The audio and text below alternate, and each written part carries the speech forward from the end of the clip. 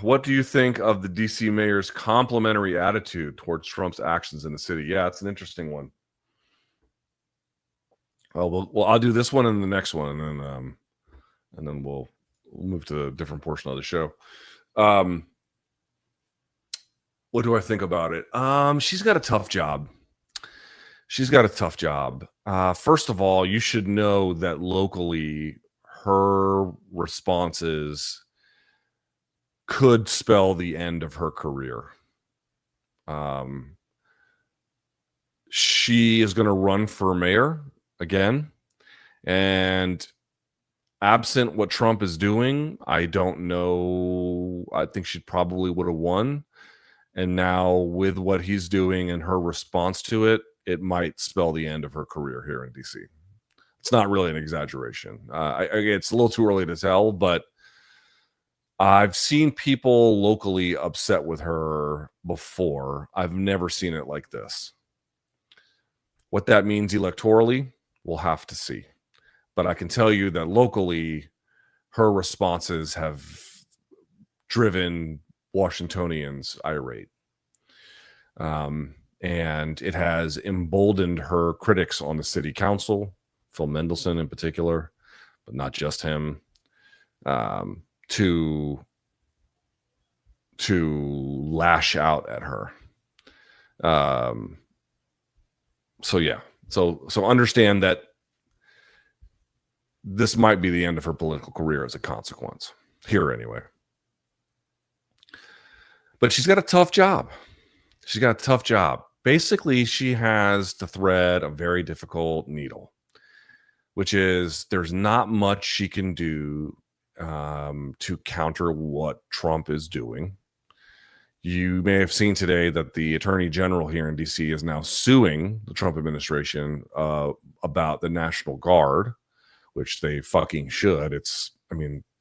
They fired thousands of people in the NPS, and shit goes unmanaged, and then they bring in like the Mississippi National Guard to go lay mulch at a quarter of the amount of efficiency at like 3 times the cost. It's just the dumbest shit on earth. But there's nothing she can really do about federalizing the police force. There's nothing she can really do. He has the ability to invoke certain things based on how the law is written. Again, if it goes longer than 30 days, Congress has to approve. I suspect that if he wants that, he'll get it.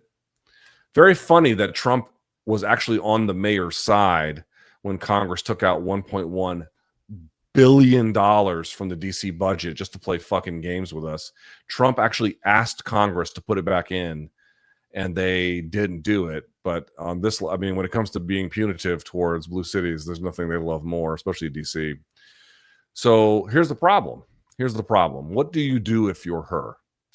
How do you get the National Guard out? And how do you get the police force unfederalized if you're her? You can play one of two games. You can go aggressively anti-Trump and see what that gets you. But that might just lead to backlash and for the Congress just to make, a federalized police force permanent. That's a risk that you run. Or you can try the other tact, which is kind of butter up to him a little bit, say, hey, this is working. And now that it's working, you don't need to do it anymore. Right? If there's no more, look, carjacking's way down, street crime, whatever, way down. Hey, you did it. You did it, Mr. President. Congratulations. Can we end this now? She is trying that. That is what she is trying, because she has no real power to resist him other than that. But of course, that's the risk that she's playing. As a consequence of doing that, she has now enraged the local population, who is furious with her. Because, of course, what we will say is, yeah, but this is a backdoor immigration thing. They're harassing people in parks. They're taking people off the streets who are in no way a fucking threat to us whatsoever. Carjackings are down, but this is not in any way a kind of permanent fix to some of the larger issues that create DC crime. It's just you putting a lid, and then once you're done, when the lid goes off, all the problems just reemerge. You're not actually doing anything, excuse me, to meaningfully address the problem in any kind of long-term way. She has a tough situation. I don't really know what the answer is supposed to be either. Either you piss off Trump or you piss off Washingtonians, and she has decided to piss off Washingtonians and is just hoping at the next election that won't matter. She can say, oh, I think her hope is that her gambit will work, that Trump will, the National Guard will go, and that they will, remove the federalization of police, that she can then go back to the city and be like, aha, you see, my plan worked. But the risk she's running there is, what if she does all this stuff to be like, oh, Mr. President, you're so great, and then it doesn't work, and he just keeps the police force federalized until the next election, in which case all of that buttering up didn't do anything, and you just pissed off the local electorate. Like that's what she's up against. That's what the DC mayor is up against. Again, I've told you guys what the situation is. There's so many fucking police here. I've never seen it like this ever in my life. The only time I've ever seen it like this was when the Pope came to the city and they cleared off the fucking streets and shit like that. Like that. Other than that, I've never in my life, not even for an. Oh no, excuse me.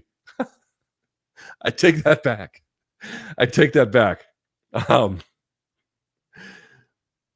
The inauguration of Biden, I saw more troops. You couldn't even, on North Capitol Street, you couldn't even drive down past K Street, which is several blocks from the Capitol, like a mile from the Capitol. Maybe not quite that much, but far. You couldn't even go further. They had that whole shit cordoned off in ways I've never seen before. Okay, that was a little different. But in terms of just day-to-day, walking out of the street and in your grocery store, at 7-Eleven, on the metro, in the museums, everywhere. They're fucking everywhere. It would be very difficult for me to imagine crime would continue at whatever levels it was under those auspices, but you're burning cash.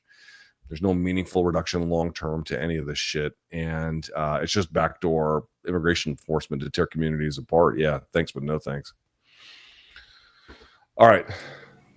Hey guys, thanks for watching the video. Please consider giving this a thumbs up as well as liking it. And if you want more of my politics coverage, go to the link in the description box for my Substack. Yes, go to my Substack.